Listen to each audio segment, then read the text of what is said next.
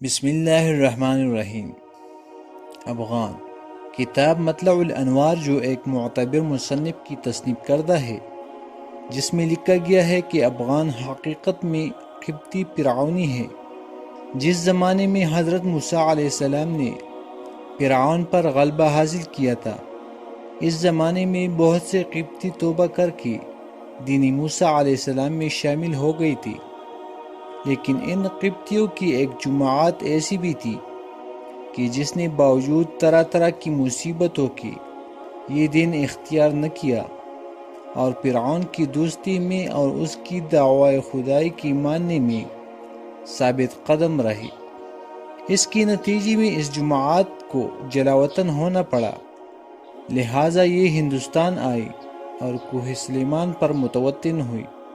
اس جماعت سے بہت سے قبیلے پیدا ہوئی جو افغانوں کے نام سے مشہور ہیں۔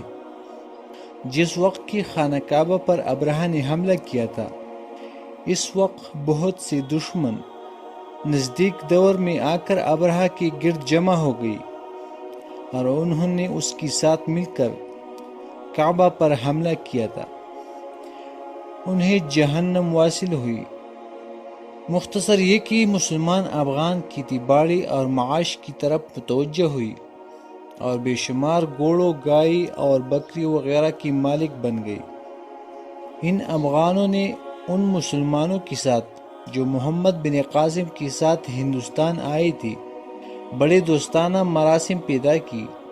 143 عیسوی میں کوہستان کے علاقے سے نکل کر ہندوستان کے مختلف شہروں کرماج، پشاور اور شنواران وغیرہ پر قابض ہو گئی۔ راجہ اجمیر کی ایک رشتہ دار جو لاہور کا راجہ تھا، ان افغانوں کے فتنے کو دبانے کا ارادہ کیا اور اپنے ایک امیر کو مع 1000 سواروں کی ان کی سرکوبی کے لیے روانہ کیا۔ افغان اس لشکر کے مقابلے پر نکلے اور انہوں نے بیشتر ہندو سواروں کو قتل کر کے اس لشکر کو شکست دی۔ اس واقعے کے بعد لاہور کی راجہ نے اپنے بھتیجے کو 2000 سواروں اور 5000 پیادہ سپاہیوں کے ساتھ افغانوں کی سرزنش کے لیے روانہ کیا۔ اس بار خلج، غور اور کابل کے مسلمانوں نے افغانوں کی مدد کرنا اپنا فرض سمجھا اور 4000 سپاہیوں کی ایک لشکر تیار کر کے ان کی مدد کے لیے بھیجا۔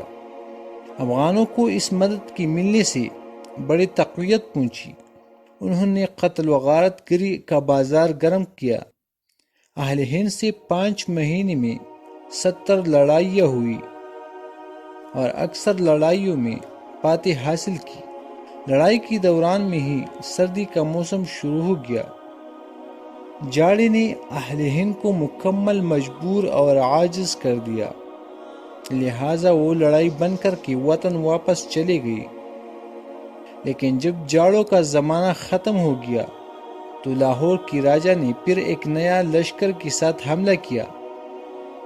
اس دفعہ بھی کابل اور خلج کے باشندوں نے افغانوں کی مدد کی اور کرماج اور پشاور کے درمیان دونوں فوجوں کا سامنا ہوا۔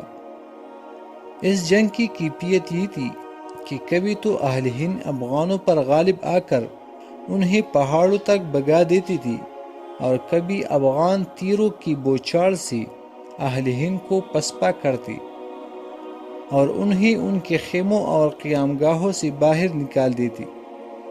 جب برسات کا زمانہ آیا تو دریائے نیلاب سے مراد دریائے اٹک یا سن ہے کا سیلاب دیکھ کر اہل ہند لڑائی کے نتیجے کا خیال کیے بغیر اپنے ملک کی طرف لوٹ گئی، اور اسی طرح کابل اور خلج کے مسلمانوں نے کابل اور خلج کے باشندوں سے جب کبھی ان کا کوئی ہم وطن یہ پوچھتا کہ کوہستان کے مسلمانوں پر کیا گزری، تو وہ جواب دیتے کہ ان کے ملک کو کوہستان نہ کہو، افغانستان کہو، کیونکہ اب وہاں افغان و غوغا یعنی شور اور فریاد کے سوا کچھ اور سنائی نہیں دیتا۔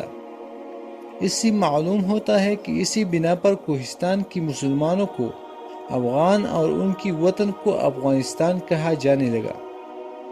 لیکن اہل ہند ان کو کوہستانی مسلمانوں کو پٹھان کہتے ہیں۔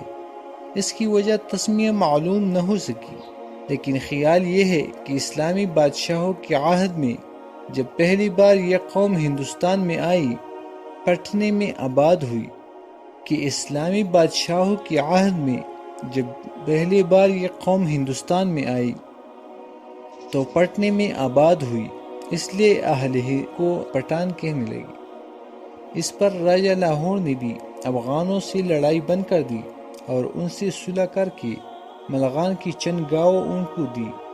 خلجیوں کو جب افغانوں کی مدد سے اسے جنگل میں آباد تھے، اس شرط پر افغانوں کی سی مراعات دی کہ وہ افغانوں کے ساتھ مل کر مسلمانوں کے مقابلے میں سرحد کی حفاظت کرے۔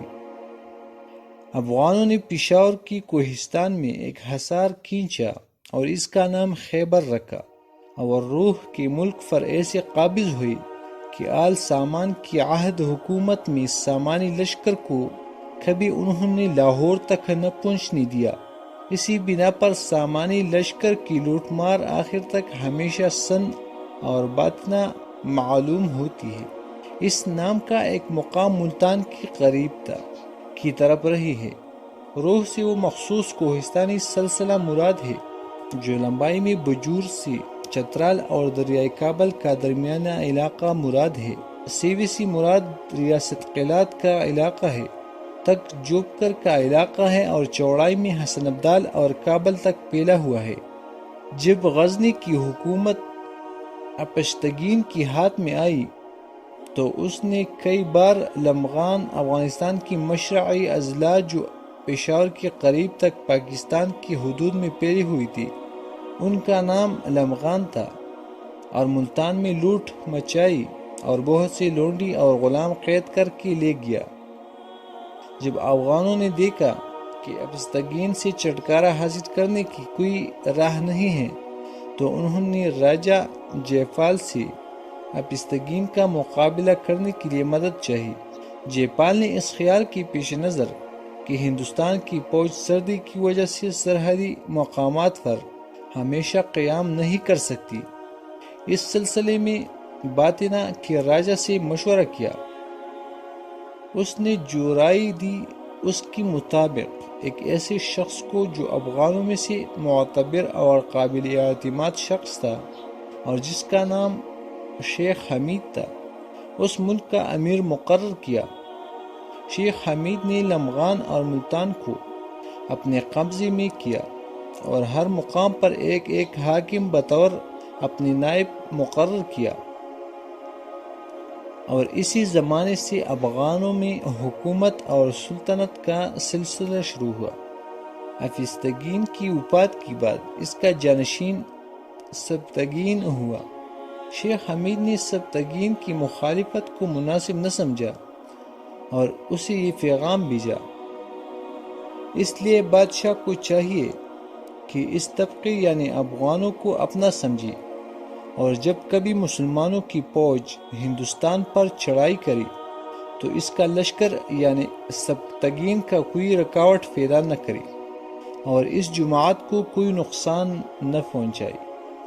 سبتگین نے بھی مصلحت وقت کی پیش نظر شیخ حمید کی درخواست قبول کر دی، اور جب راجہ جے پال پر فتح پائی تو افغانوں کی بہت سے خاطر تواضع کی اور ملتان کی اکثر حصے ان کو عطا کی، لیکن سبتگین کی بیٹے سلطان محمود نے اپنے باپ کی برعکس عمل کیا۔ اس نے ہمیشہ افغانوں کو سرنگوں اور مغلوب رکھا، ان میں سے جو سرکش تھے انہیں قتل کیا اور جو اطاعت شعار تھے ان سے ملازموں کا سا سلوک کیا۔ پیارے دوستو، اگر آپ لوگوں کو ہماری ویڈیو اچھی لگی ہو تو چینل کو سبسکرائب کرنا نہ بھولیے گا۔ شکریہ۔